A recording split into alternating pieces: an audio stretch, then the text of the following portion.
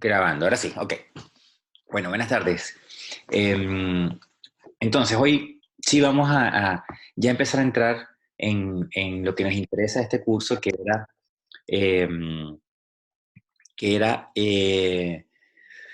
tener que ver cómo podemos resolver nosotros esta integral probabilística que nos va a dar al final información del valor esperado de nuestro sistema y de la probabilidad que nuestro sistema exceda un valor específico. Entonces, ambas cosas se pueden resolver con la misma técnica numérica, y la primera técnica numérica, bueno, nosotros habíamos hablado que se puede resolver con técnicas numéricas o con técnicas analíticas, y que las técnicas numéricas requerían generar muestras de la función densidad de probabilidad. Entonces, el primer, lo primero que nosotros tenemos que aprender es a generar muestras. Ya habíamos hablado de que existen tres formas de generar muestras.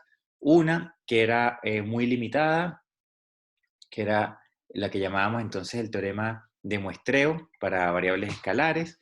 Sirve principalmente para variables escalares, es sumamente limitado, por lo cual yo no le doy mucha relevancia, pero está bien que ustedes sepan que está allí. Luego uno también puede hacer transformación de funciones de densidad de probabilidad, de tal manera de generar eh, muestras desde una función de densidad de probabilidad que yo conozco y transformarlas entonces a la función de estilo. Eso es un poco más enredado, pero al final eso es lo que hace, por ejemplo, MATLAB con todos sus algoritmos, ¿no? Y básicamente nosotros, como somos ingenieros, no estamos aquí siendo matemáticos, nosotros lo que vamos a tener, o lo que vamos a hacer es que si necesitamos muestras, y la función de densidad de probabilidad desde la cual necesitamos muestras, está en MATLAB, nosotros vamos a utilizar el comando de MATLAB para obtener las muestras.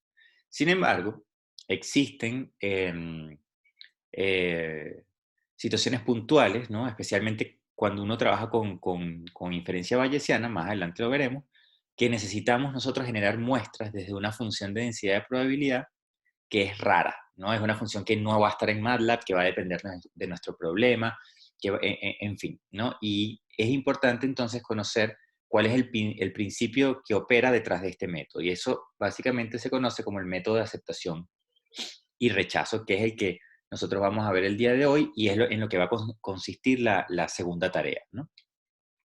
Entonces ese método, bueno, está ahí descrito. Yo tengo un script en MATLAB que ustedes ya deberían tener porque está puesto en un curso.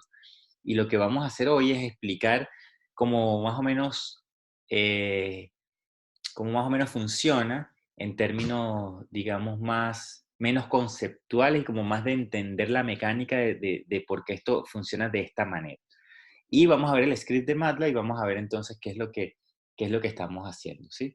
Cuando nosotros leemos esta parte de nuestro capítulo, bueno, en realidad todas las notas son bastante áridas, ¿no? En el sentido de que a veces es difícil si esto no está acompañado con una historia y alguien que te esté explicando cuál es el significado de estos conceptos, a veces se hace bastante pesado poder seguir el hilo de lo que se está diciendo. Entonces, yo acá voy a empezar a explicar esto de la siguiente manera. Em, Nosotros tenemos que entender nuevamente, o tenemos que partir del hecho de que nosotros, cuando tenemos un histograma, ¿sí? Cuando tenemos un set de datos discretos, y yo grafico el histograma, yo lo que estoy haciendo es colocando al final la cantidad de puntos, de muestras que yo tengo en un determinado segmento de ese histograma. Es decir, si este histograma que está acá, este de aquí, del más de la derecha, y yo puedo decir que ya hay una muestra. Después esta montañita tiene más muestras, entonces yo puedo decir que eso tiene dos, ¿no? Y así sucesivamente. Después, esta que está acá, yo pudiera decir que esto tiene tres muestras. Es decir, son tres muestras de X que están en ese rango que está allí. Y bueno, así sucesivamente, ¿no? Ustedes pueden tener allí la cantidad de muestras que ustedes, bueno, tengan dependiendo del caso, ¿no? Lo importante acá es que si yo rescato ese concepto de que un histograma es cantidad de muestras en un intervalo, yo también pudiera entender la función de densidad de probabilidad que trata de representar ese histograma, es decir, la función de densidad de probabilidad que vendría por acá, ¿sí? Yo pudiera entenderla como esas muestras que están acá, pero distribuidas debajo de esa curva, ¿sí? Yo pudiera decir entonces que todas esas muestras de X que corresponderían a estas coordenadas X de cada uno de esos puntitos que están allí, yo pudiera entender también de que esas mismas muestras, es decir, ese mismo set de datos de X, que eso es lo que estamos diciendo, que eso es un listado de valores de X, ¿no? Em, lo que estamos diciendo es que podemos interpretar ese listado como geométricamente, como que si yo ese listado de X lo esparciera, ¿verdad? Por toda la zona que cubre esa función de densidad de probabilidad. De tal manera de que si yo entonces estoy interesado en encontrar acá la cantidad de muestras que hay en este segmentito que está aquí, pues yo simplemente cuento la cantidad de puntos que hay en ese segmento y ese sería el alto de mi, por ejemplo, la cantidad de muestras correspondería al alto, a la altura que tendría el histograma, la barrita de ese histograma, ¿verdad? Entonces, aquí lo importante es entender de que el histograma yo también lo puedo entender como, como una serie de puntitos, ¿verdad? Repartidos más o menos uniformemente, no uniformemente, pero repartidos más o menos equidistantes unos de otros debajo de esa curva de probabilidad. Es decir, que cada puntito de eso con respecto al otro más o menos está a la misma distancia. ¿Sí? Es decir, están más o menos repartidos homogéneamente debajo de la superficie. ¿Sí? De tal manera que entonces, evidentemente, si yo entonces me pregunto cuántos puntos hay,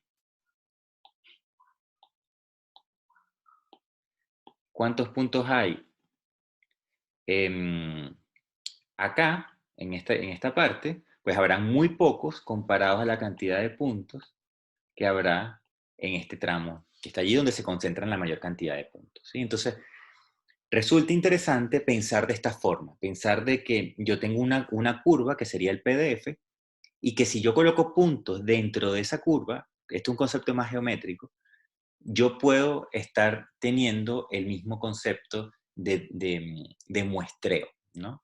Voy a tener más muestras acumuladas en la zona donde esa curva tenga mayor altura, ¿sí? Y eso es porque los datos entre ellos, a nivel geométrico, están distanciados como más o menos a la misma distancia entre ellos. Entonces aquí viene la primera intuición de cómo puedo yo generar muestras. Entonces, la idea acá es que si yo tengo una función de densidad de probabilidad que es muy rara, que no es una gaussiana, sino es una cosa rara, yo lo que puedo hacer es generar muestras de una función de densidad de probabilidad que es fácil, es decir, que sea fácil obtener muestras, por ejemplo, una distribución uniforme, como esta distribución que está acá en verde, ¿sí? Yo puedo generar muestras desde esa función de densidad de probabilidad verde, rellenar los puntitos más o menos uniformemente dentro de ese espacio descrito por esa función que es una distribución uniforme. Y ahora yo puedo superponer la otra función, que en este caso sería la función de la cual yo quiero tener muestra, la función rara, que sería la función roja que está acá abajo. La función roja que está acá abajo. Y yo simplemente puedo decir entonces que los puntos verdes que estén debajo de la curva roja van a ser efectivamente los puntos que yo voy a considerar muestras de la nueva distribución. Es decir, que ahora este puntito verde que está aquí, este que está acá, y estos que están aquí, ¿sí? Ahora son los puntos con los cuales yo voy a descartar el resto de los puntos verdes, me voy a quedar solamente con esos puntos rojos y yo voy a decir que esos puntos rojos van a ser muestras que siguen a la función de densidad de probabilidad que yo estoy interesado en encontrar muestras. Entonces aquí hay una confusión siempre y tiene que ver con el concepto de la muestra y el concepto de la función de densidad de probabilidad. La función de densidad de probabilidad es la función que me describe a mí la forma de la muestra. En cambio, la forma de cómo se distribuye la variable. En cambio, la muestra es datos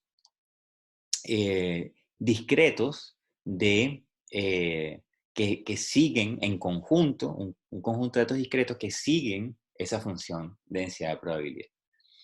Entonces, aquí empieza a haber una definición, ¿verdad?, que tiene que ver con la eficiencia de nuestro método. Es decir, cuántos datos, ¿verdad?, cuántas muestras que yo propongo inicialmente con la función verde, cuántas de esas muestras yo puedo em, dejar como realmente, y puedo decir que son muestras ahora de mi función roja. Entonces, a mí lo que me interesaría sería tener una función verde que sea fácil, de hecho esa función verde se llama función propuesta, ¿no? En inglés le llaman un proposal. Eh, em, es una función que debería ser una función fácil de... ya me estoy quedando sin batería, me acabo de dar cuenta. Ahora sí. Que debería ser una función desde la cual sea fácil obtener muestras de cualquiera de las funciones que MATLAB tenga, es decir, uniformes, gaussianas, principalmente. Y debería ser una función que sea parecida a la función roja. ¿Por qué? Porque la tasa de eficiencia de este método me dice a mí cuántos puntos verdes hay en relación a los puntos rojos. Es decir, de cuántos puntos verdes propuestos por mí, cuántos de esos puntos realmente van a ser parte de la selección final. Y por eso es que este método se llama aceptación y rechazo. Porque yo tengo que de todos los puntos verdes evaluar uno a uno y ver cuáles son los que me sirven y cuáles no. Entonces la tasa de eficiencia tiene que ver con la cantidad de puntos verdes en relación a la cantidad de puntos verdes que está debajo de la curva roja. Entonces, obviamente, si la curva verde, ¿verdad? Si el PDF propuesto, es decir, desde el que nosotros conocemos como fácil forma de obtención de muestras, si ese PDF se parece mucho a la curva roja, entonces la mayor cantidad de muestras que yo coloque van a ser aceptadas. Si mi PDF verde es muy distinto al rojo, entonces la mayor cantidad de muestras van a ser rechazadas. Entonces, yo lo que quiero es tener una tasa de aceptación alta, ¿verdad? Vamos a pensar, por ejemplo, en dos casos, digamos, extremos. Tenemos, por ejemplo, un PDF que sea así. Y tengo yo ahora mi PDF, mi propuesto, ¿verdad? Desde donde yo voy a tener, a generar muestras, porque es fácil generar, que sería este verde que está aquí. Este verde, ¿sí? Yo voy a decir que es la función que yo estoy proponiendo para obtener muestras. Y mi objetivo es conseguir muestras de esta función roja, ¿sí? Entonces, yo lo que hago es rellenar el espacio físico, ¿verdad? Geométrico, descrito por la función verde. Entonces yo voy a tratar de colocar aquí la mayor cantidad de puntos. ¿Sí? Esto es, digamos, ya vamos a ver cómo se hace esto con ecuaciones. Pero vamos primero al concepto, ¿no? A tratar de entender el método. Entonces, una vez que yo tengo acá todo esto que está aquí, ¿sí? Yo puedo decir, ahí hay 1000 puntos, ¿sí? Hay 1000 muestras. 1000 muestras repartidas en el espacio verde, de las cuales solamente las muestras que están debajo de la curva roja van a ser aceptadas, ¿verdad? Por ejemplo, van a ser aceptadas allí a lo mejor 100 muestras. ¿Por qué? Porque es evidente que esta zona que está aquí contiene solamente una fracción de puntos verdes comparado a todos los puntos verdes que hay, ¿sí? Entonces, este método, o sea, hacerlo de esta forma es muy poco eficiente, ¿verdad? Porque estoy desperdiciando un montón de espacio colocando muestras que no me sirven. Sería mucho más inteligente hacer algo de este estilo, ¿no? Es decir, hacer algo donde yo quito estas muestras que están acá y voy a decir que mi función verde ahora es algo que está por aquí, ¿verdad? Y esa función verde, entonces, voy a borrar estos puntos verdes que están por acá afuera, y yo voy a decir ahora que ahora esta va a ser mi función verde y que yo voy a generar también la misma cantidad de puntos, 1000 puntos. Pero como ahora esos 1000 puntos están más ceñidos a la curva roja, la cantidad de puntos que yo voy a aceptar va a ser muy superior al caso anterior. ¿Sí? Aquí, no sé, estaré hablando como de la mitad. A lo mejor aquí yo estaré aceptando algo así como, no sé, pues la mitad. Estoy colocando cualquier número, como para tener la idea. ¿Sí? ¿Sí? Entonces, a mí me conviene tener una función verde, que es la que yo fijo, ¿verdad? Y eso lo propongo yo, una función propuesta muy cercana a la función roja, que es la función destino, es la función que a mí me interesa obtener muestras. Entonces, ¿cómo podemos hacer eso? Digamos, ¿qué sería lo óptimo? Bueno, lo óptimo sería que el máximo de las dos funciones se acercara, ¿sí? Y en ese sentido, a mí me interesaría que este punto que está acá y este punto que está acá, ¿sí?, sean el mismo. Y entonces uno lo que hace es tener esta función verde multiplicada por un número. Y ese número lo que va a hacer es escalar la función verde. O la va a subir o la va a bajar.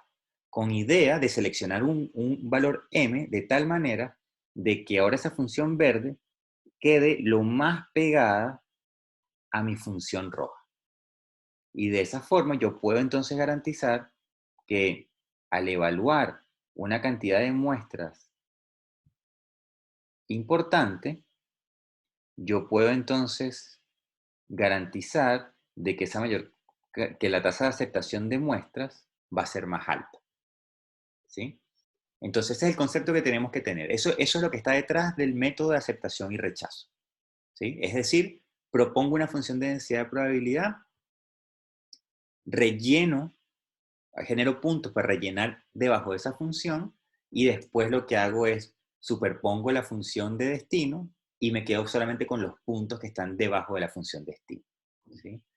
Ahora, yo no necesariamente tengo que hacer esto con una función uniforme. Yo también puedo hacer esto con una función cualquier otra. Por ejemplo, yo pudiera tener el siguiente caso.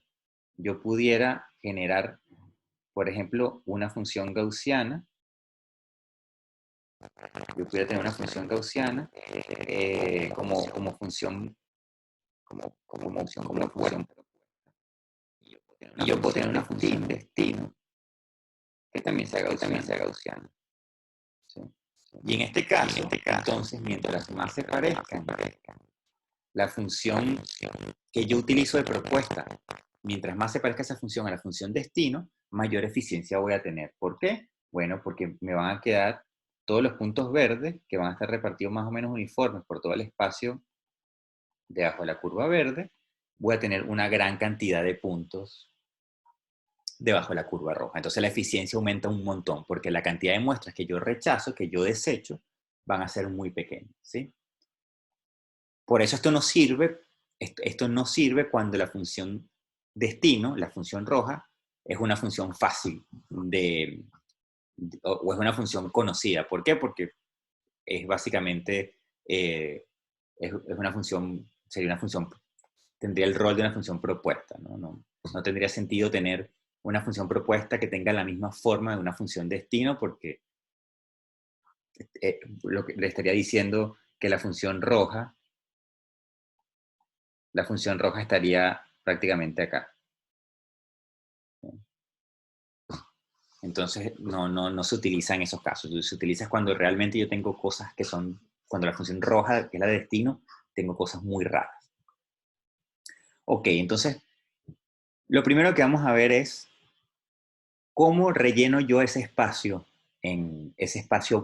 de puntos de la función verde, ¿no? Que es la función propuesta. Entonces, Profesor, ¿sí? eh, en un caso ya experimental, cuando los puntos verdes vendrían a ser los datos que uno recopila, ¿tiene? No. Fíjate que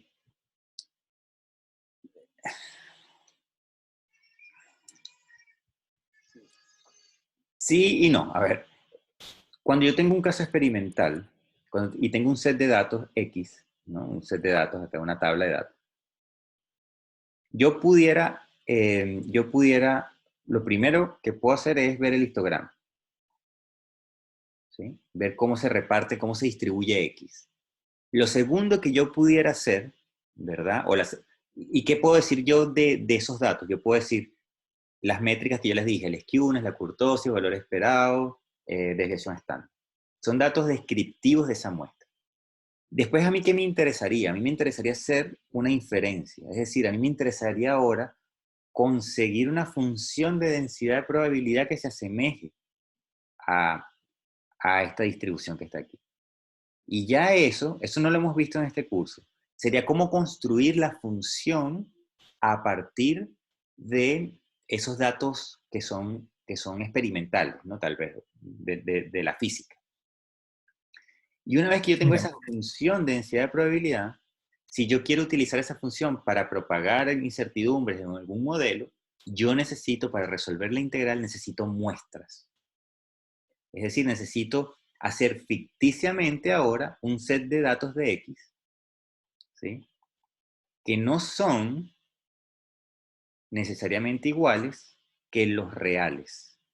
¿Por qué? Porque yo aquí lo que estoy trabajando es con una información estadística. Es decir, yo lo que sí puedo decir es que este set de datos tiene una estadística descriptiva que debería ser parecida a la estadística descriptiva de este set de datos, ¿sí? Y es posible que yo acá tenga 100 datos, ¿verdad? Y acá yo puedo generar tantos datos como yo quiero.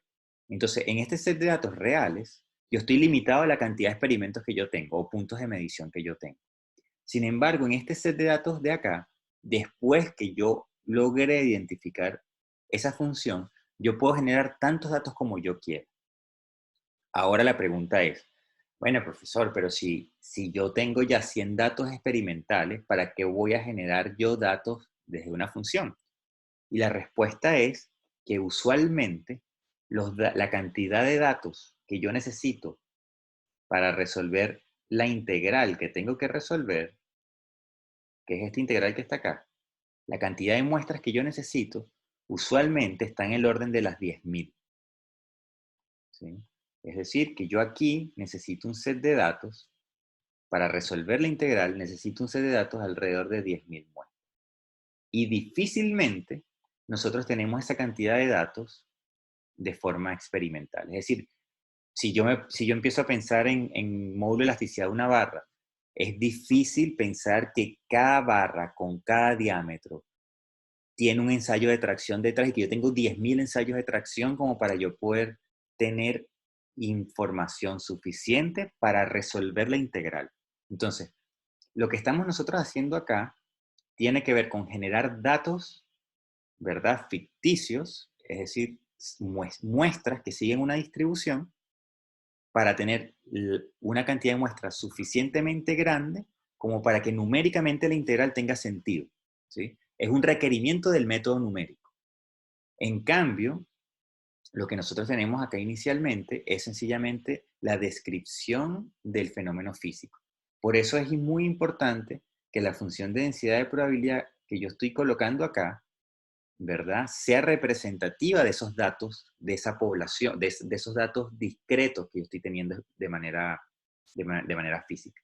Entonces, una cosa es la cantidad de datos limitados que yo tengo, ¿verdad? Por ejemplo, en una encuesta, yo hago el censo, no es que un censo es distinto, pero yo hago, por ejemplo, hago una encuesta, ¿sí? Se hace una encuesta y yo tengo un set de datos de 100.000 respuestas de encuesta. Y esas encuestas deberían entonces decirme la verdad, es decir, o algo cercano a la verdad. ¿Qué sería la verdad?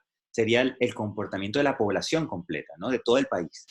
Pero la muestra mía es de 100.000 encuestas. Es decir, yo tengo una muestra experimental de 100.000 y yo voy a asumir de que esos 100.000 son representativos de mi población. Y ahora yo lo que hago es ajustar un PDF, ¿verdad? Para que sea lo más fiel a esas muestras que yo estoy teniendo de manera física. Una vez que yo tengo ese PDF, que ahora es una función de densidad de probabilidad, ya ahí hay un nivel de, digamos, de de aproximación introducido, porque yo estoy representando encuestas, ¿verdad? Histogramas al final, lo estoy representando con una función, y ahí hay un salto entre una cosa y la otra, ¿verdad? Lo estoy aproximando, una función a esos datos puntuales. Cuando yo tengo entonces ahora esta función de densidad de probabilidad, yo lo que quiero es generar una cantidad de muestras exorbitantes para yo poder aplicar los métodos de propagación de incertidumbre. ¿Sí? Pero, no, pero son cosas distintas. Ahora, si yo tuviese datos experimentales suficientemente grandes, ¿sí? Yo me olvido de tener que generar muestras. ¿Sí? Pero no es el caso usual. ¿Sí? No es el caso usual. Cuando tú hablas de ingeniería, en ingeniería se pone complejo el asunto porque estás hablando de módulos de elasticidad, de densidades, de terremotos, de vibración inducida por viento. Entonces ahí la pregunta es, ¿cuántos datos tengo de verdaderamente manera experimental? Y en realidad no son muchos. ¿Verdad? Entonces yo necesito meter un modelo, un PDF que se ajuste a esos datos experimentales y después jugar con ese PDF a resolver la propagación de incertidumbres, por lo cual necesito una cantidad de muestras enorme que la genero de manera ficticia. No sé si... Ok, sí, Eh, gracias. de nada. Por favor, interrúmpame, ¿sí? Porque si no yo no sé si uno va muy lento, uno va muy rápido, o si uno está hablando de cosas muy complejas o no. Eh, entonces, vamos a volver a lo que Profesor, venimos. Ajá, hay otra pregunta. la obtención de ese PDF, ¿la vamos a ver en el curso o se va a obviar por ahora? Eh, la pudiéramos ver, usualmente les puedo adelantar que se hace a través de algo que se llaman kernels. Em, el- em, Son usualmente funciones, imagínense, hay una forma que digamos una de las más digamos, conocidas, es asumir que yo tengo, a ver,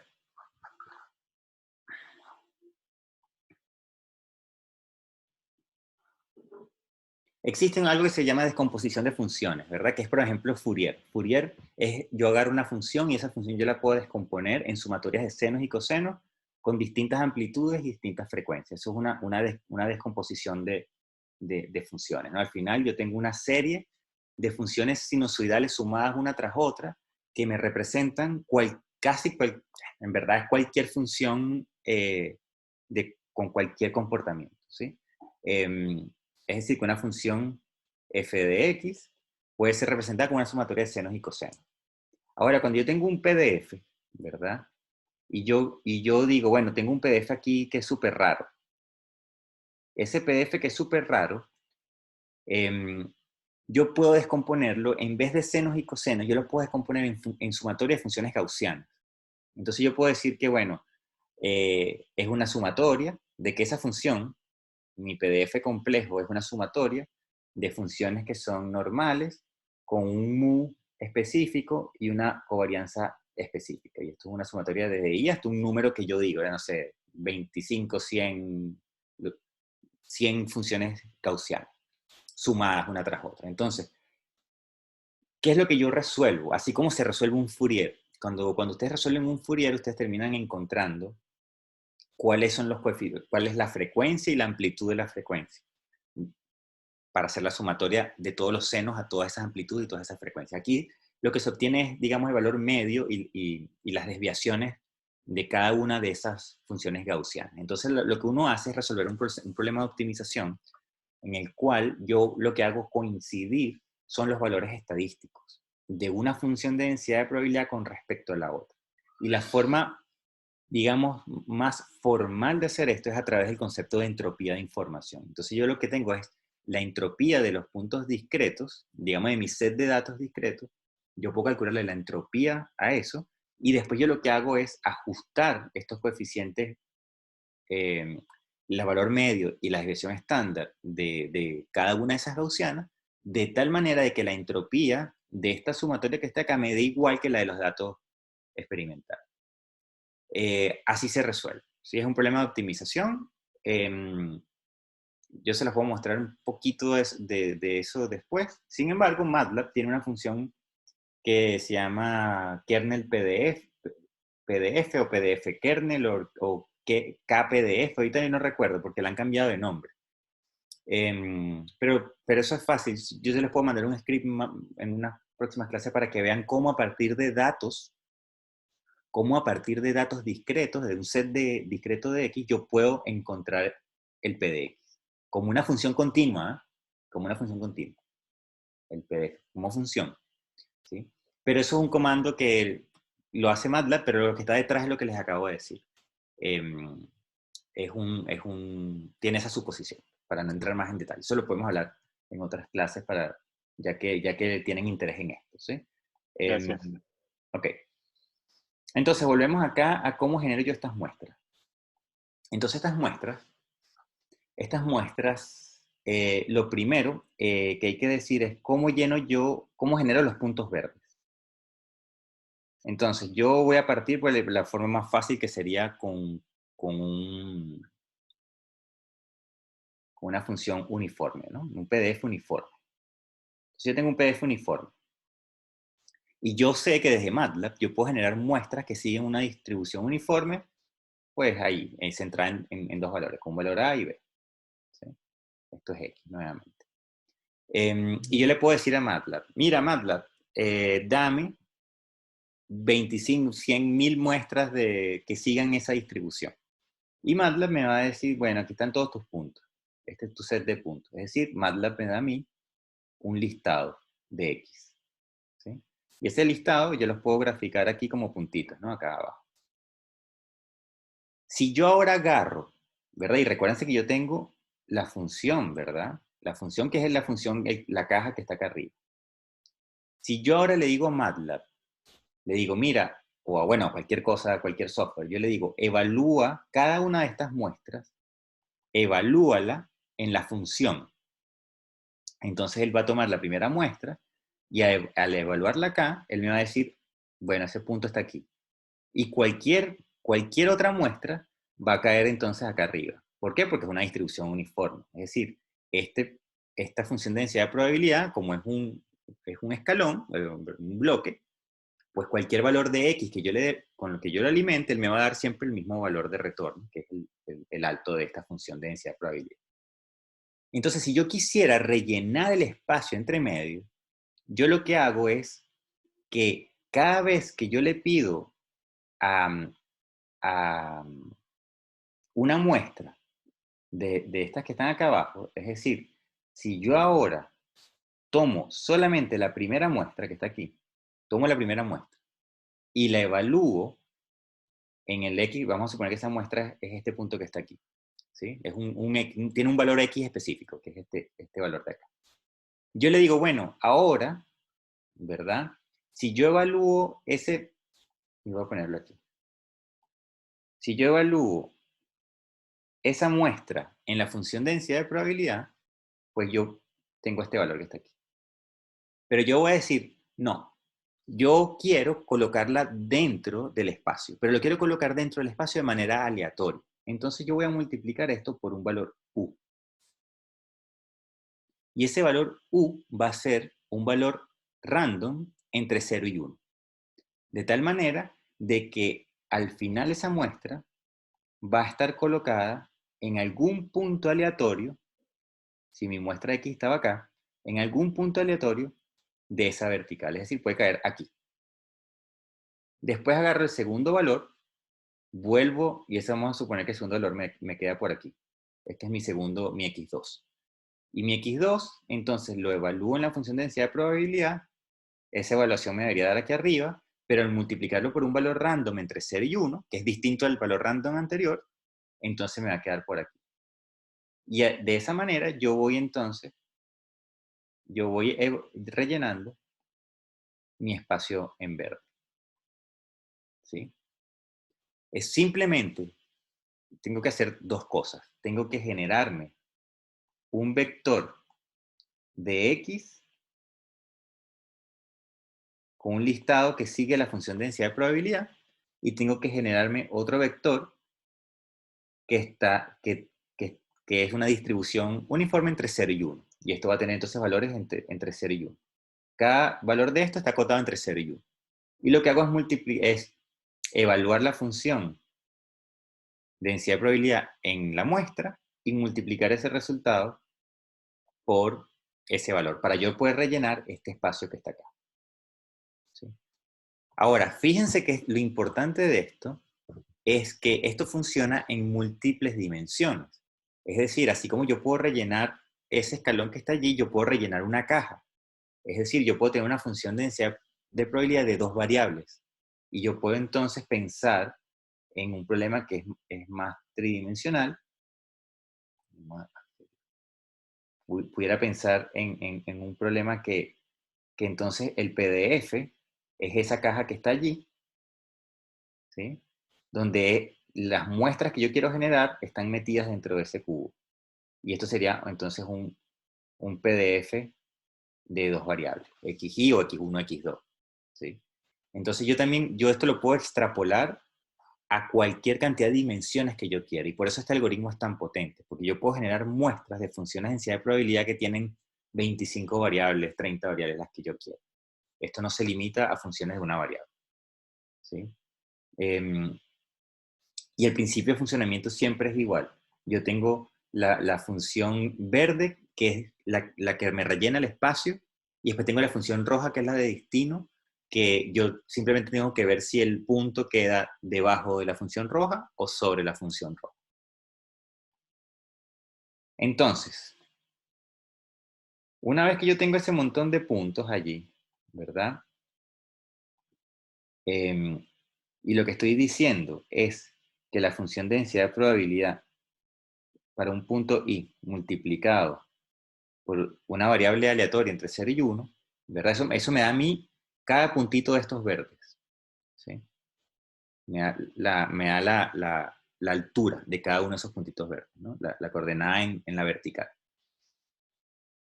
Si entonces, digamos, ese valor está por encima de mi función que está acá, yo tengo que rechazarla. Es decir, yo me quiero quedar con los puntos verdes que están por debajo de la función.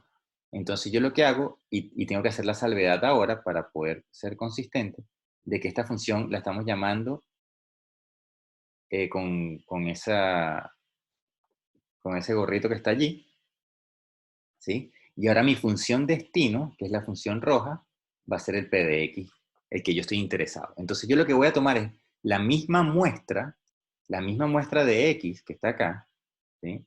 Recuérdense que esos x son las muestras colocadas acá abajo, ¿no? O sea, son solamente el listado de muestras, el listado de cuánto vale la variable x. Yo ahora lo que voy a hacer entonces es evaluar cuánto vale esa muestra, pero en mi función que está acá. ¿Sí? Entonces voy a evaluar ese mismo.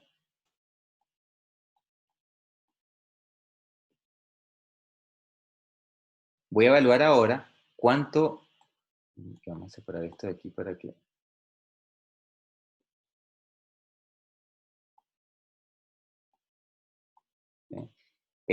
Yo entonces lo que tengo que hacer es comparando cuánto vale la muestra como tal.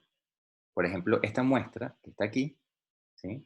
Que sería este valor que está acá, cuánto vale respecto a la misma coordenada, que sería esto que está acá. A la misma coordenada en x, pero sobre la función roja. Y si esto es mayor que esto, ¿sí? Es decir, si el punto verde está sobre la curva roja, entonces yo rechazo. Voy a ponerlo así más fácil. Y si esto es mayor que esto, entonces yo acepto. Es decir, si el p de xy es mayor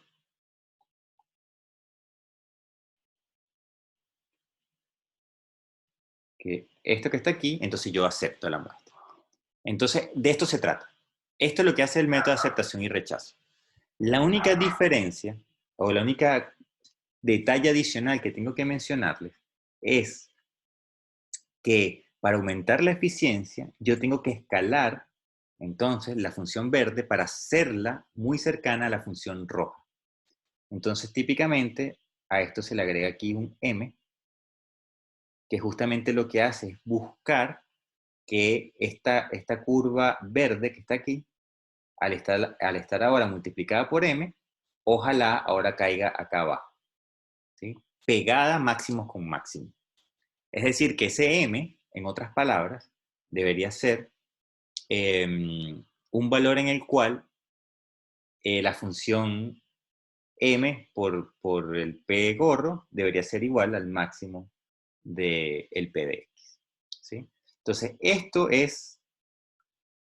está acá es la clave para poder entender el método de aceptación y rechazo. Y esto es la clave para nosotros entender más adelante un algoritmo que se llama el algoritmo de Metropolis-Hastings, que es un algoritmo que está basado en cadenas de Markov para poder resolver también problemas de este tipo, ¿sí? Entonces, esto es lo que nosotros necesitamos entender, que es lo que nosotros estamos haciendo. Y necesitamos entender que esto funciona en múltiples dimensiones, ¿sí? Por eso esto es tan potente. Y básicamente esta historia es lo que está contada en todos estos párrafos, ¿sí? Y por eso nosotros tenemos entonces este cociente que está aquí. Este cociente es lo mismo que yo les acabo de mencionar antes. El XC es la muestra, que es mi candidato, sería la muestra verde, ¿sí? El valor de la muestra X. Esa muestra entonces yo la evalúo en mi función propuesta. Esa función propuesta viene multiplicada por un U, viene multiplicada por un M, y esto entonces tiene que ser mayor o igual que mi función de destino, ¿verdad? Y basándome en esta desigualdad, yo decido si acepto o rechazo, ¿sí? Vamos a ver entonces cómo... bueno, primero vamos a ver un detalle acá importante de la selección del M, ¿sí? Si el... Vamos a verlo acá tal vez.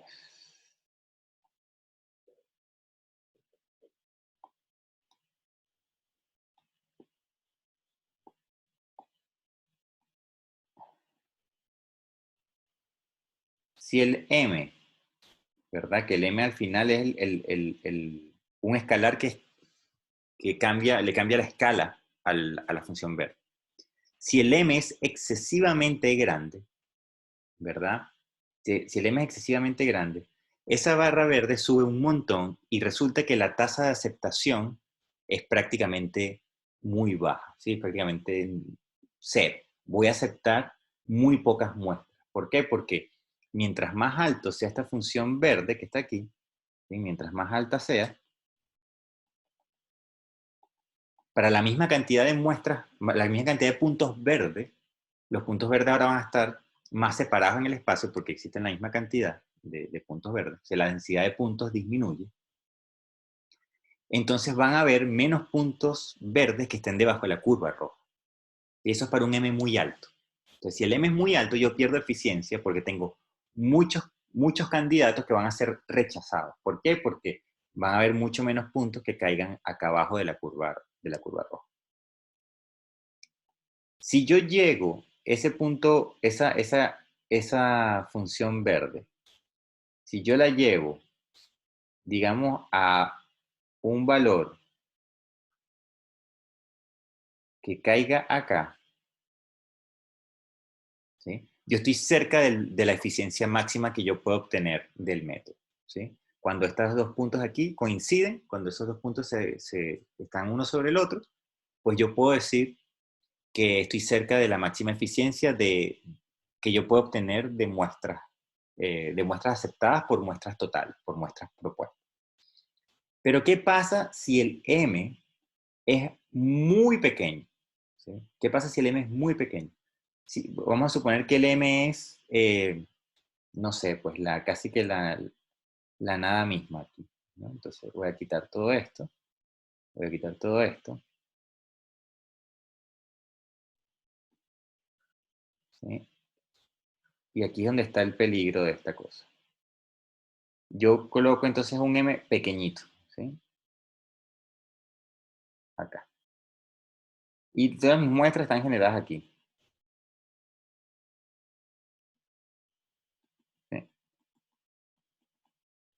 Resulta entonces que casi, como yo estoy ocupando un espacio muy, muy pequeño, casi todas las muestras que yo proponga van a ser aceptadas, porque casi todas las muestras van a estar por debajo de la curva roja.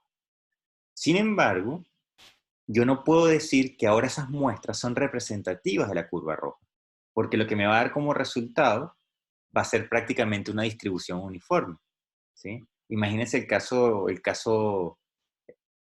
bueno, de hecho un caso más extremo que este. Algo así, aquí. Vamos a suponer que esta es la curva verde, aquí, ¿sí? Si yo me pregunto y yo hago la aceptación y rechazo para 1000 puntos aquí, todos los 1000 puntos están debajo de la curva roja, entonces todos los 1000 puntos que yo propuse van a ser aceptados. Ahora, el problema es que esos puntos no siguen la distribución roja, siguen una distribución que nada que ver. Entonces yo tengo que tener mucho cuidado en saber que el valor de m que yo estoy utilizando es un valor adecuado, de tal manera que esta función que está acá me dé a mí muy parecido al máximo de esta función, ¿sí? Fíjense que ese mismo caso, si yo empiezo a incrementar el m hasta acá, la situación cambia, porque ahora sí, al tener esto repartido por acá, sí voy a tener muestras que siguen a la distribución roja.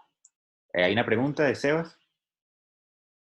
Sí, que si máximos coinciden, ¿necesariamente va a ser válido el método? Perdón, no te entendí.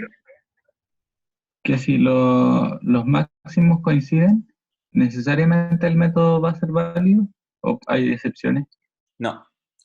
Eh, si o sea, lo que en realidad tiene que ser válido es que la ecuación roja tiene que estar contenida en la ecuación verde, en la función verde. Es decir, tiene que ser lo que uno llama un soporte de ecuación a nivel matemático. Es decir, la función roja siempre tiene que estar contenida en la función verde, ¿sí? No necesariamente el máximo, porque si yo agarro, por ejemplo, en este mismo ejemplo, y coloco algo así, ¿sí? Yo voy a generar muestras dentro de la cajita, dentro de la cajita verde, pero todo lo que esté fuera de la caja verde yo no lo voy a poder ver. Entonces yo voy a terminar generando muestras que solamente están acá, que seguirían a esta distribución roja que estoy colocando acá. Seguirían acá, esto quedaría aquí truncado, esto quedaría truncado acá, ¿sí? Entonces yo tengo que no solamente garantizar que el tope de la curva verde coincida con el tope de la curva roja, sino que el soporte de la función verde, ¿sí?, sea más ancho que el soporte de mi función roja. ¿Sí? Es decir, esta distancia que está acá tiene que ser más pequeña que la distancia de soporte de la función verde, ¿sí? Entonces, O sea, eso son cosas que tenemos que garantizar, ¿sí? Ahora, o sea, vamos al script de MATLAB para que veamos cómo funciona esto. bueno, Eh, tiene que coincidir el dominio, ¿Perdón? pero ¿qué pasa? Tiene que coincidir el dominio, pero ¿qué pasa cuando el dominio de la función p de x es como más extendido, por ejemplo, que no se acabe como la gaussiana? Tú dices que el verde sea muchísimo más grande que el rojo. No, que el rojo llega a infinito, como que Sí, abarque todo. claro, obviamente el gaussiano llega a infinito, por ejemplo. Lo que pasa es que la cantidad de muestras que tú estás generando en las colas de la distribución no van a haber, básicamente. De hecho, pasa en este mismo ejemplo, si la función roja es gaussiana ¿verdad? Por más de que mi función verde esté acá, por más de que mi función verde esté acá, ¿sí? Que yo garantizo que las muestras van a estar solamente allí, es decir, las muestras verdes van a estar acotadas en esta área, ¿sí? Si yo veo cuál es el valor por aquí arriba de esos extremos, si yo veo cuál es el valor de la función de densidad de probabilidad roja, yo veo que es distinta de cero, porque el gaussiano va asintótico en más infinito y menos infinito. Entonces, yo lo que estoy haciendo es que no soy capaz de generar muestras acá arriba, ¿sí? Y eso entonces es un error en la aproximación que yo estoy empleando. Y eso va a tener una repercusión en algo que vamos a ver más adelante, que se llaman eventos raros, ¿sí? Entonces, yo lo que puedo decir es, o puedo garantizar mis resultados hasta cierto límite. Y por eso los conceptos de las integrales que nosotros resolvemos, que es el concepto de variable esperada de la salida o la probabilidad de que la salida exceda un valor, esas integrales van a tener una validez hasta cierto punto. Y típicamente esos puntos dependen de justamente lo que tú dices, de la cantidad de muestras que yo estoy generando, o digamos la falta de muestras en la cola de la distribución real, ¿sí? Entonces, yo puedo descartar estas muestras de la función roja que están muy fuera de la media, ¿verdad? Porque es una que otra muestra, yo las puedo descartar si yo lo que quiero es calcular el valor medio de la distribución o la desviación estándar de la distribución, o quiero calcular una probabilidad de excedencia que no sea tan baja. Pero si yo quiero calcular una probabilidad de excedencia, esto suena raro, suena como un trabalengua, pero si yo quiero calcular una probabilidad de excedencia muy baja, ahí yo voy a empezar a tener problemas. Y eso se conoce en cuantificación de incertidumbre como eventos raros. Y eventos raros es cualquier cosa que esté por debajo de una probabilidad de excedencia de 1%.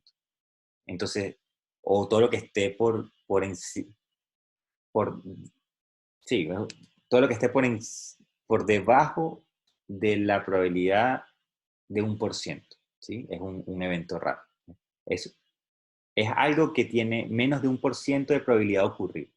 Cuando yo estoy interesado en calcular ese tipo de cosas, yo tengo problemas con lo que tú acabas de comentar, de que necesito entonces datos, necesito muestras en la cola de la distribución.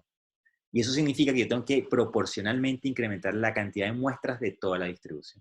Entonces, si yo ya necesitaba 10.000 muestras, yo ahora voy a necesitar 100.000 o 20.000 o 1.000.000 o 10 millones de muestras para poder tener efectivamente valores allí. Y eso se hace de otra forma, ¿sí? Eso no se hace con este método de aceptación y rechazo, se hace con métodos alternativos justamente por ese problema que tú acabas de comentar. Pero uno acepta, uno lo que tiene que garantizar es que si tu función tiene una desviación estándar de, no sé, un cierto número, bueno, tú dices que tu función verde tiene 3 veces esa desviación o 4 veces, de tal manera de garantizar de que tú estás teniendo la cantidad de soporte necesario. Lo vamos a ver ahorita en el ejemplo de MATLAB y te va a quedar mucho más claro. Vamos entonces a compartir aquí el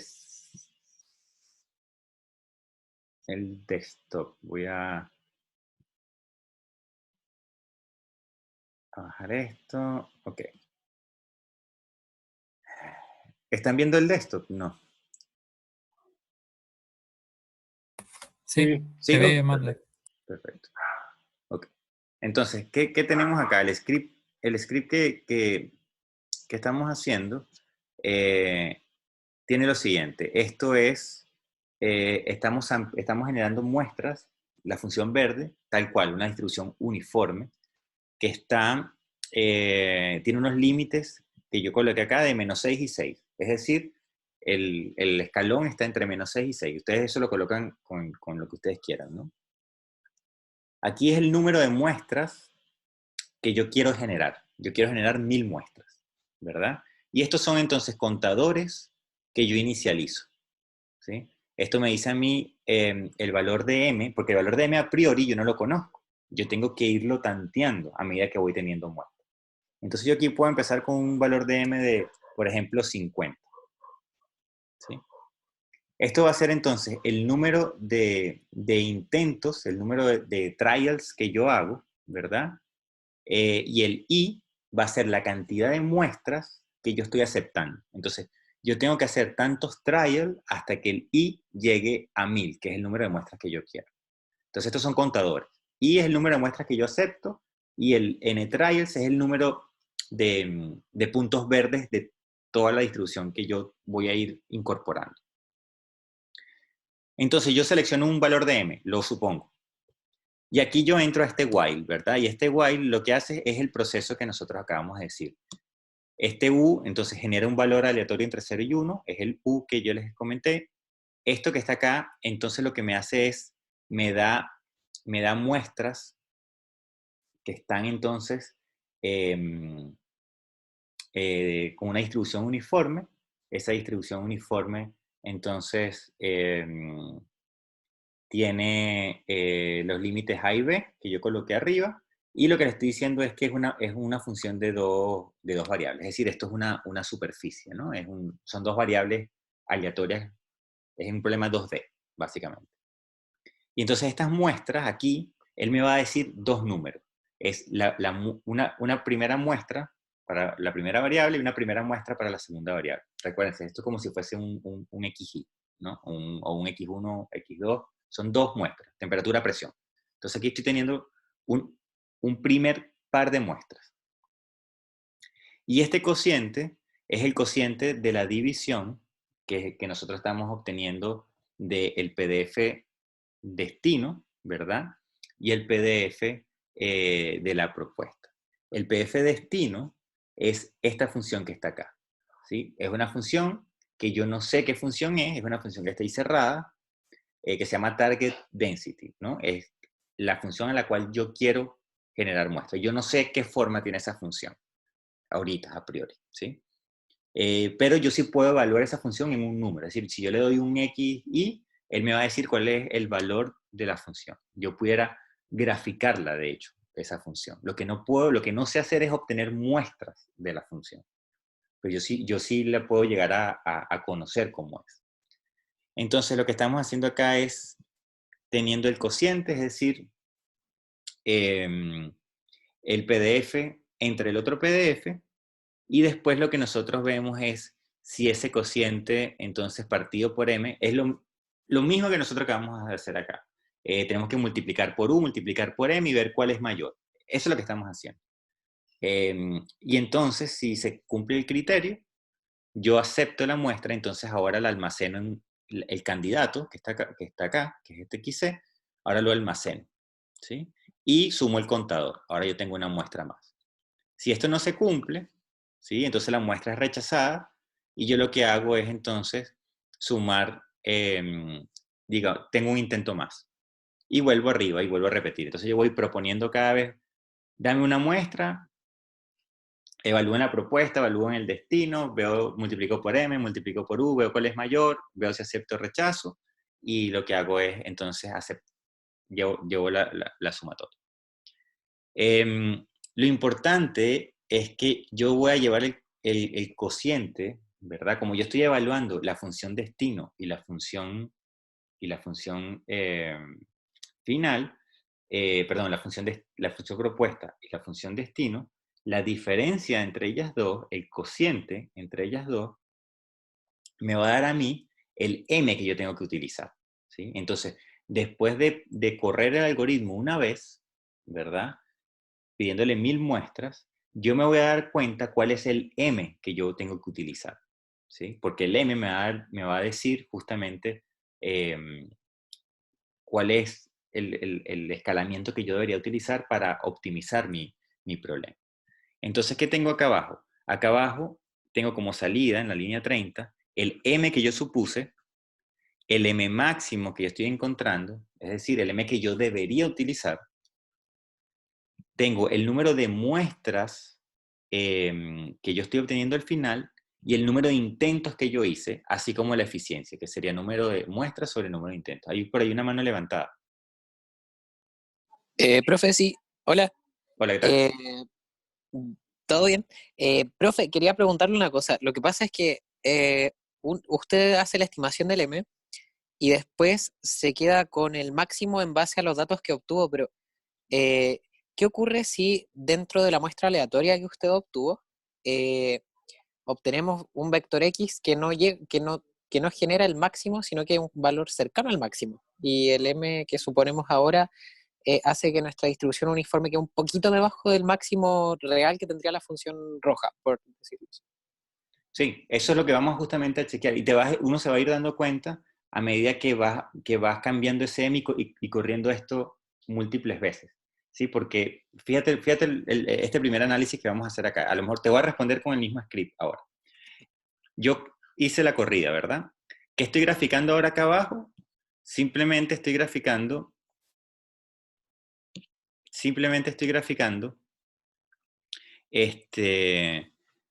dos cosas. Los histogramas para cada una de las variables y estoy graficando una variable respecto a la otra variable. ¿Sí? Entonces, antes de ver esos histogramas y antes de ver las variables, yo lo que tengo que tratar de ver es qué sucedió, ¿verdad? Con mi función. Lo primero que yo tengo que empezar a ver es que el m que yo esté colocando sea muy superior al m que máximo encontrado. Como tú dices, m máximo, no necesariamente tiene que ver con el m real que hay entre las dos funciones. ¿Por qué? Porque va a depender del x que yo haya utilizado para evaluar la función. Entonces es un m que a mí me da la referencia. Ese m max que está acá es un m referencial. Y yo tengo que procurar, para evitar lo que tú dices, yo tengo que procurar de que el m que yo coloque esté cercano a este m, pero que esté por encima, ¿sí? Entonces, fíjense acá, la eficiencia de esto es 1.87, ¿sí?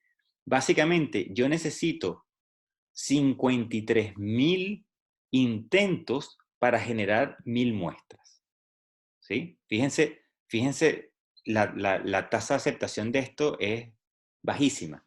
Pero eso tiene que ver con que el M que yo estoy utilizando está muy por encima del M máximo que yo logré detectar con esa cantidad de muestras. Yo estoy asumiendo aquí que la cantidad de muestras 1.000 es representativa de mi problema, ¿sí? Entonces yo voy a empezar a bajar acá esto a 20, por ejemplo, y vuelvo a correr. Fíjense que la eficiencia es 1.87.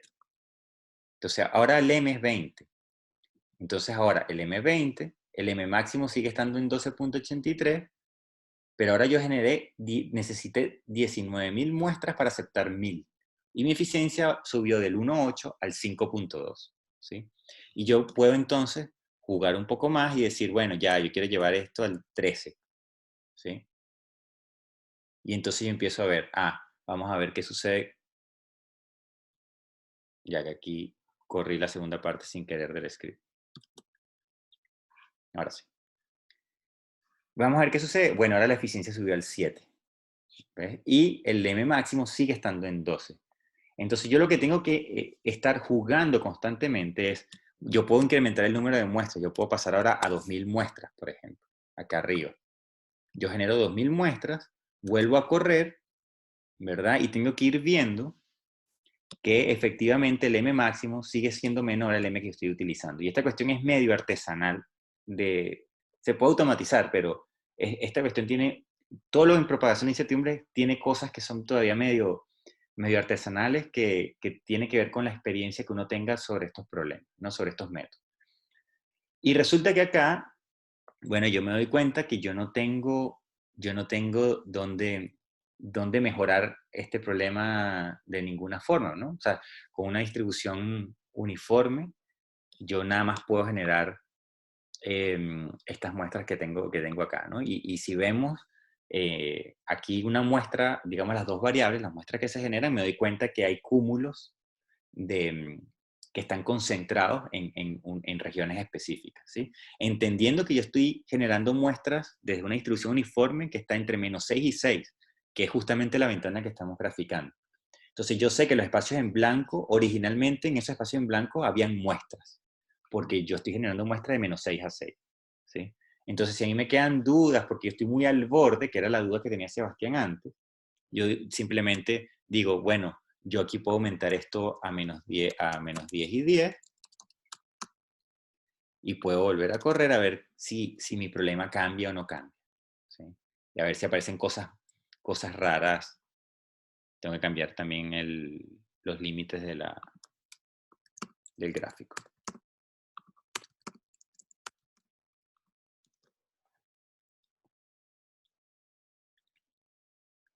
¿Sí? Entonces ahí yo veo que efectivamente mis muestras sí están, o sea, mi función sí está concentrada ahí. Si yo, y fíjense, la tasa de aceptación en este caso es 6.78. ¿Por qué? Porque yo ahora ensanché la base de la función verde. Ahora, en vez de ponerla entre menos 6 y 6, yo la puse entre menos 10 y 10, y estoy desaprovechando un montón de espacio. Entonces yo lo que puedo hacer es volver al menos 6 y 6, o puedo poner entre menos 8 y 8, pues para que no sea tan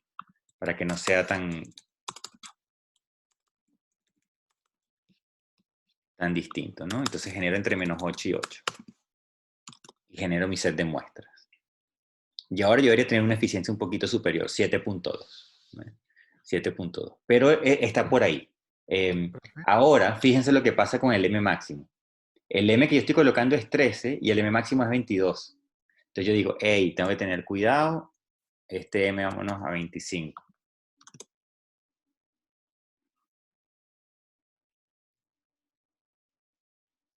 Y ahí tengo.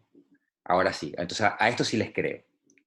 Pero fíjense lo que pasa. Que si yo empiezo a disminuir el valor del M, y fíjense, la eficiencia aquí en este caso es 3.8. Si yo empiezo a disminuir el valor del M, por ejemplo, un M de 2, la eficiencia va a incrementarse un montón, pero las muestras no van a representar la función de densidad de probabilidad. ¿Ven? Cambia completamente. Y la eficiencia ahora es del 20%. Imagínense si yo paso esto a algo mucho más pequeño, 0.2. ¿Verdad? Ahora estoy teniendo, ¿ves? 30% de aceptación, pero estas muestras no representan la función de destino. Entonces yo tengo que tener muy presente que estas dos cosas acá conversen, ¿no? El M que yo estoy colocando con el M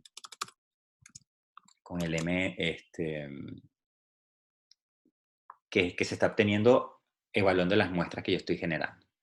Y ves, entonces esto yo digo, esto yo me lo creo, tengo suficiente cantidad de muestras, mi ancho es más grande que el cúmulo de muestras que yo estoy viendo allí, son 2.000 muestras, una eficiencia del 4.4%, bueno, es lo que hay, no puedo mejorar esto, ¿sí?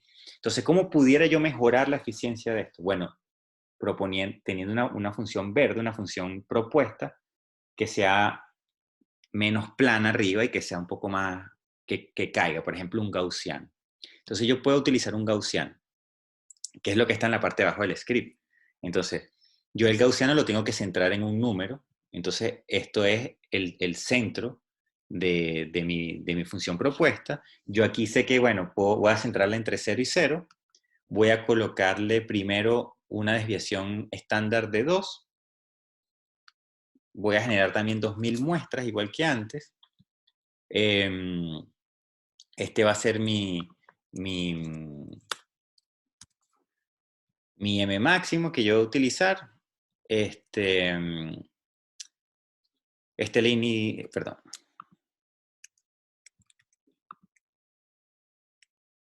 Este es 0. Este es el M máximo que estoy utilizando. Vamos a poner aquí 30, un número bastante alto. Y vamos a correr entonces esta parte del algoritmo. Y vamos a ver entonces la eficiencia de esto.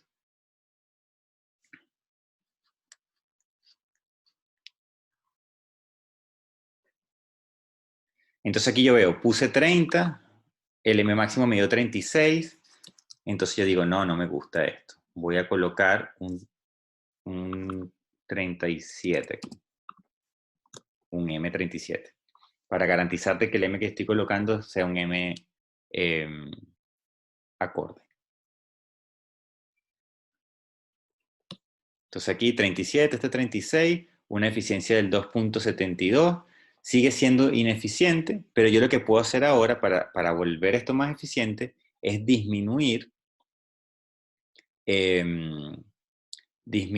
la dispersión de mi función verde. Y para eso yo puedo colocar aquí, por ejemplo, esto en 1, a ver cómo nos va.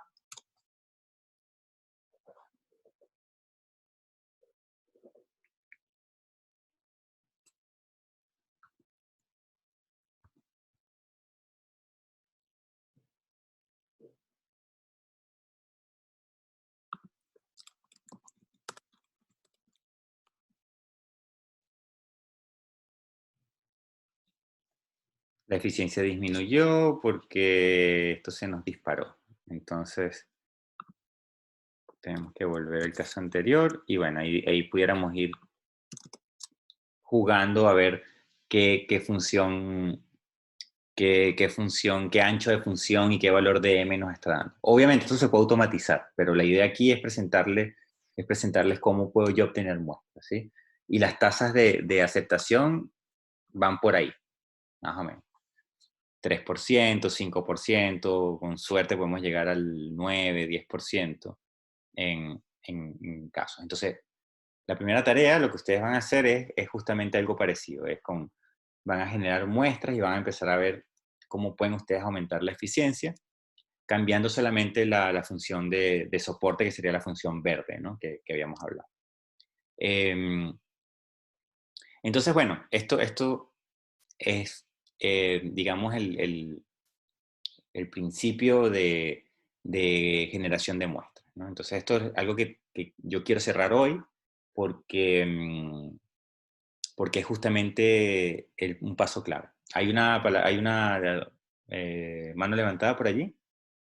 Profe, dos Sí. cosas. Primero, la eficiencia es solo, o sea, se busca que sea eficiente solo por cosas computacionales, por de tiempo computacional, o también afecta como en la calidad de los resultados.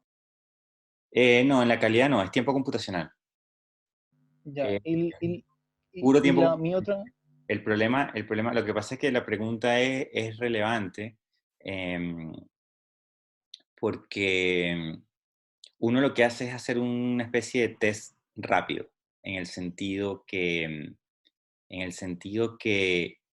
yo hago un test con pocas muestras, por ejemplo, con 1000 muestras, 2000 muestras, para seleccionar un M. Y una vez que yo garantizo el M, que yo el M sé que estoy cerca del valor, digamos, óptimo, yo después puedo decir, bueno, dame ahora 10.000 muestras, 20.000, 100.000 muestras. Entonces es como que yo hago un preseteo del M que yo voy a utilizar con una cantidad reducida de muestras y después yo lanzo a una cantidad grande de muestras. Entonces, ¿sí tenías otra pregunta? Sí, es sobre el M cuando es gaussiano. Porque cuando es uniforme es como, es súper directo que el máximo, o sea, tiene que tener que el máximo, que el valor del uniforme máximo tiene que ser mayor que el máximo de cualquier parte de la función. Pero cuando empieza a ser gaussiano, como empiezan a caer las partes, no, como que no me imagino cómo garantizar que el gaussiano envuelva la función a la que queremos llegar. Sí. Bueno, por eso es que tú aquí, en esta parte del código, aquí, tú siempre te quedas con el mayor de los cocientes que tú vas registrando. ¿Ves? Entonces, cada muestra que tú evalúas esa muestra en la función destino y en la función propuesta, ¿sí? Y sacas el cociente. Después, y ese cociente lo guardas. Después tienes un nuevo punto, una nueva muestra. Vuelves a calcular y vuelves a calcular el cociente. Y con esos dos te quedas con el más grande. ¿Ves? Y siempre vas quedándote con el más grande para poder garantizar de que está siempre, la función roja siempre está por debajo de la función verde. Ya. Eso lo Muchas garantiza. gracias, profesor. Muchas ¿Cómo? gracias. Ya, eso Muchas gracias. lo garantizas en ese paso, ¿sí? Entonces, es eso. Uno, en vez de almacenar todos los datos, uno lo que hace es probando uno a uno y te vas quedando con la diferencia más grande. Es decir, con el M el M más grande que deberías utilizar. Y ese M se va, cada iteración lo vas actualizando. Y de hecho se puede hacer así también, pero era enredar el código en mayor medida y a lo mejor se pudiera entender menos. Más fácil entender lo conceptual y después ustedes lo pueden manipular para hacerlo más eficiente en el cálculo. Entonces, si no hay más preguntas, dejamos la clase acá. Yo voy a tratar de mandar la tarea en el transcurso de, no sé si el día de hoy o mañana. Y ya a partir entonces, en la próxima clase, vamos a empezar a hablar de cómo podemos utilizar nosotros entonces las muestras para resolver la integral probabilística. Entonces íbamos a tener que hablar un poquito de algo medio fastidioso, la ley de los grandes números, y por qué entonces esta cuestión funciona, ¿no? Y qué es lo que es un Monte Carlo, y a qué apunta el Monte Carlo, y cómo saber si el Monte Carlo tiene la calidad deseada o no. Entonces eso lo vamos a ver. Lo vamos a ver a partir de la próxima clase. Y ya de ahí en adelante empezamos a ver como ejemplos un poquito más ingenieriles de a lo mejor una viga apoyada con una carga, cosas por el estilo, de cómo podemos propagar incertidumbre. Entonces, bueno, si no hay más dudas, nos vemos el día jueves. Entiendo que no, entonces, bueno, nos desconectamos y los que sé que hay varios que me han preguntado, me han mandado correos, un poquito de paciencia porque estoy saturado de correos, estoy respondiendo de a poquito y voy respondiendo, pero voy de a poco, así que un poquito de paciencia. Nos vemos entonces el día jueves. Chao, chao. Chao. Gracias, Chao, profe. profe, gracias. Chao, profe. Chao, profe. Que esté Chao. bien. Igual. Chao, profe.